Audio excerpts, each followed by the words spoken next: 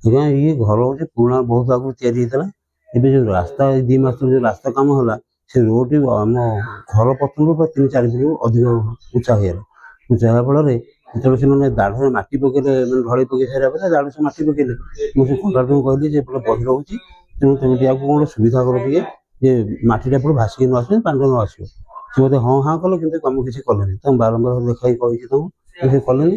ଯାହାଫଳରେ କି ଏବେ ଯେଉଁ କିଛି ଦିନ ତଳେ ଆମର ଯେଉଁ ରାତି ଅଧରେ ବର୍ଷା ହେଲା ଜୋର ବର୍ଷା ହେଲା, ସେ ବର୍ଷାରେ ସେ ପାଣି ଟିକେ ଭିତରକୁ ପଶି ଆସିଲା।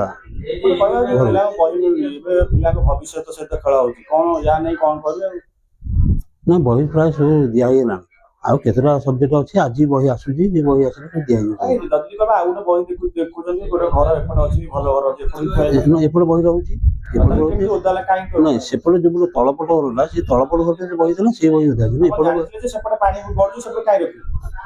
ଆଗରୁ ବହି ହେଇଛି ପରା ରୋଡ ପୂର୍ବରୁ ଆମର ବହି ସେପଟେ ରହିଛି। ବହି ଯେଉଁ ଶୁଖିଆ ହେଇଛି ସେଇଟା ଏ ଯେଉଁ ଶିଶୁ ମନ୍ଦିର ବହି। ଶିଶୁ ମନ୍ଦିରର ପ୍ରଧାନ ଶିକ୍ଷକ ଶିକ୍ଷୟିତ୍ରୀମାନଙ୍କୁ ବାରମ୍ବାର କହିବା ସତ୍ତ୍ୱେ ବି ସେମାନେ 2ଟା ଶିଶୁ ମନ୍ଦିର ନେଇନଥିଲେ ବହି। ଏ ଯେଉଁ କାଲି ରାତିରେ ଅଚାନକ ରାତି 4ଟାରେ ଯେଉଁ ବର୍ଷାଟି ହେଲା, ସେ ଯେଉଁ ଘରେ ରଖାହେଇଛି ଷ୍ଟୋର କରାହେଇଛି ଯେଉଁ ରୁମ୍ଟିଏ, ସେ ରୁମ୍ଟା ଏବେ ଯେଉଁ ମାସକ ତଳେ ସେ ଗାଁକୁ ରାସ୍ତା ହେଇଛି, ସେ ରାସ୍ତା ଠାରୁ ଢଳେଇ ରାସ୍ତା ଠାରୁ ପ୍ରାୟ 3ରୁ 3.5 ଫୁଟ ତଳେ ରହିଲା ଏ ଘରଟା। ଯାହାଫଳରେ କି କାଲି ରାତିରେ ଯେଉଁ ବର୍ଷାଟି ହେଇଛି ସେ ବର୍ଷାର ପାଣି ସେ ଦୁଆର ମୁହଁ ଦେଇକରି ପଶିଯାଇଛି ଏବଂ ସକାଳେ ଆସିକିରି ମୁଁ ଦେଖିଲା ବେଳକୁ ପ୍ରାୟ 25-30ଟା ବହି ଖଣ୍ଡେ ମାନେ ଓଦା ହେଇଛି। ତେଣୁ ଟିଚରଙ୍କ ଅବହେଳା ସକାଶୁ ବହିଟା ଓଦା ହେଇଛି ମାନେ ନା ଶିଶୁ ମନ୍ଦିରର ପ୍ରଧାନ ଶିକ୍ଷକ ଶିକ୍ଷୟିତ୍ରୀଙ୍କ ଅବହେଳା ସକାଶୁ ଆଜି ଏ ବହିର ଅବସ୍ଥା ହେଇଛି। ନା ଆଉ ଗୋଟେ କଥା କହିବା, ଯଦି ଏଇ ସ୍କୁଲରେ ଗୋଟେ ଅଛି ଭଲ ଘର ଅଛି ସେଥିରେ ରଖିପାରିଥାନ୍ତି, ଟିଚର ମାନେ କାହିଁ ରଖିଲେନି ଏବଂ କ'ଣ ପାଇଁ ବିଳମ୍ବ କଲେ 2 ମାସ ସକାଶୁ ଆଜି ବହି ଓଦା ହେଲା ପିଲାଙ୍କୁ? ନାଇଁ ଶୁଣନ୍ତୁ, ଏଠି ଯେଉଁ 3ଟି ରୁମ୍ ଅଛି, 3ଟି ରୁମ୍ରୁ ଯୋଡ଼େ ରୁମ୍ ପିଲାଙ୍କର ପାଠ ପଢ଼ା ହୁଏ ଏବଂ ଆଉ ଗୋଟେ ରୁମ୍ ତଳ ରୁମ୍ଟି ସେଇଟା ଫାଙ୍କା ରହେ।